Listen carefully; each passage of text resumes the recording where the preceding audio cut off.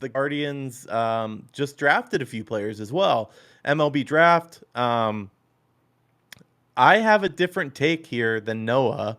Um, Obviously, we talked about this a little bit, but first of all, with their first pick in the first round, 27th overall, the Guardians selected Jace LaViolette.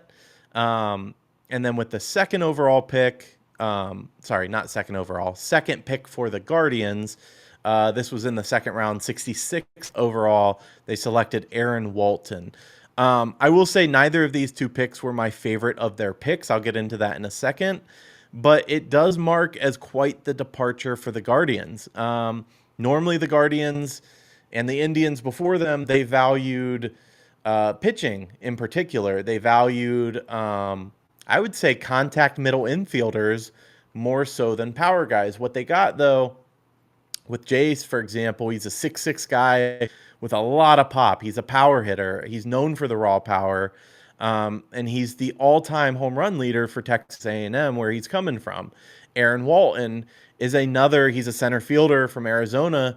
He was hitting 320 with 14 homers, 22 doubles, had a strong walk rate. I mean, we clearly went for not the norm of what we do.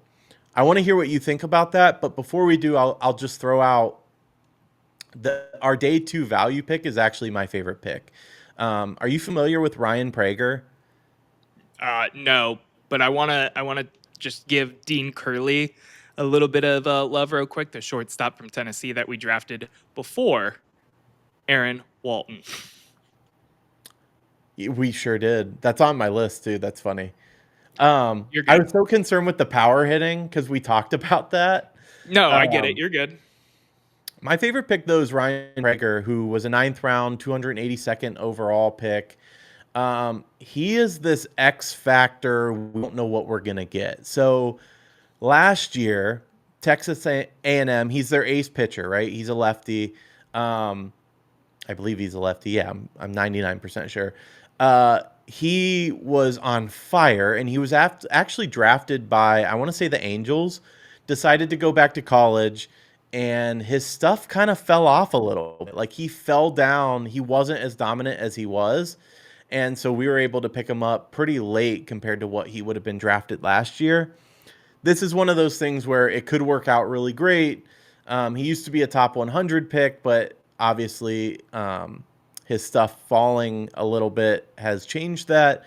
He's got an 88-mile-an-hour fastball, strong off-speed stuff. So we've been able to develop pitching pretty well. I'm excited about this pick, but let's get back to the power hitting. Tell me what you think. Yeah, it makes me nervous. I like them going out of the box. I'm not going to lie with that. Jace was at one time considered the 1-1 in this draft. He's fallen down, obviously. We got him at pick 27, but he was considered the 1-1.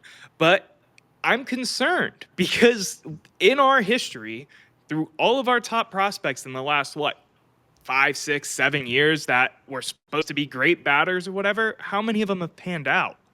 None of them. Big The last one Christmas? was like right, and he was batting what before he got sent down? Not his weight. Right. So it just goes back to the concern. I'm concerned that this team, while I like the idea of making these picks and getting some out of the box players compared to what they're used to getting, we're talking about a guy that has a strikeout rate right now of around 25%. That is a problem with a lot of the batters that we have. I am very, very nervous with the power batting and the power batting selections that are very boomer bust, as they tend to be in this draft that the Guardians made, becoming busts because we just haven't been able to develop hitting like we develop pitching. You sold me on the pitching prospect already because he's a pitcher. That's all you needed to do is, at one time he was going to be really good and we're great at developing him. Okay, one Yeah. plus one does in fact equal two, whereas I think they're trying to do some advanced calculus right now. And while they might get it right, it does scare me. Didn't they also draft what's his name? Nolan Schubert, uh another power hitter too. Like they completely ripped up their typical draft manual. Listen, Yeah, they I did. like it. I think it's a boomer bust kind of we've seen what we've lacked, and it's hitting, and it's especially power hitting. And they said, all right, bet we'll change that in the next 5 to 10 years. It's risky, it's high risk, but it's also high risk, high reward. This, especially with the pitching talent that we're already have in the pipeline, this could work out really well. But it's one of those, it's so hard in baseball because it's one of those things we're not going to know for 3 years. Like we can't know. We'll see how they develop, obviously, in the minors, but baseball's different than almost any other sport. You can't really draft a guy that's going to make an impact immediately. Yeah, baseball is hard, and as much as I'd love to do like a draft grade or something like that, as I hate that in the NFL because we didn't know. I would have gave Judkins a pick of A+ at the time because I loved Judkins, and now it's like, what do we grade that pick with what we know, and we still haven't even seen him on the field yet. I will Going back say, to the Go ahead. I was just gonna say real quick that LaViolette, his closest comparison, I think, is Cody Bellinger, and I'll take that. Yeah, the thing I don't like is he's another lefty bat too, and we need some righty bats desperately. Not saying that he's going to be called up and playing in the Guardians at this time next year because he's a late first round pick, so that doesn't equate like a Bazana or a Condon of last year. Thinking about the big names at the top of the drafts, because the Guardians had the first overall pick. Yeah. We'll see. This is a big game of we'll see, as all of MLB picks are. I mean, Jose Ramirez was a Dominican player, and he's our best player, arguably the best third baseman in baseball at this point. So you For never sure. truly know. Who do you I think? like the thought process, but I'm hesitant on the thought process. Who do you think we'll see first? Because my take is, of everybody we've drafted, I think we either see Prager, and I mean in the league, right? In the show. I think we either see Prager or Riley Nelson, who's another hitting first baseman, just because of the position. I think we see one of those two first, but what's your take? Yeah, I'm going to go with Jace, and not because he was the first pick off the board for us, but because he's an outfielder. We never seem to figure out the outfield, so why not let him try to figure out the outfield for us? Hopefully his strikeout rate goes drastically down and we don't have to worry about that. And even if it doesn't, maybe we'll have a big Christmas season with him for a year, and then he'll be in AAA the rest of his career. 258 average last year too, which in college, that's not good.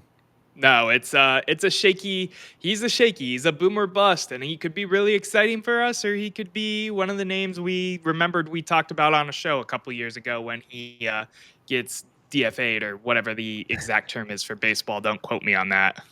Right. Oh, I've had a fun show. Wait. Because we didn't talk about my favorite prospect yet. There is one last prospect I want to talk about. Okay. Pick 522, a catcher from Tennessee, Cannon Pebbles. Why Great do I like name. him? His name. I don't know anything else about him. I wrote that down because of his name. Okay, continue. I will say this about Cannon Pebbles. Number one, we know how Noah's picks with catchers have been. Number two, Mr. Pebbles, which sounds so strange to say, but Mr. Pebbles, I sincerely apologize if Noah gets your jersey because your career's done for. That's crazy, but you're And if probably Coco right. Pebbles doesn't sponsor him in some way, if he does make the show and does well, y'all are doing something wrong. Like Coco or Fruity Pebbles better sponsor this guy. 110%.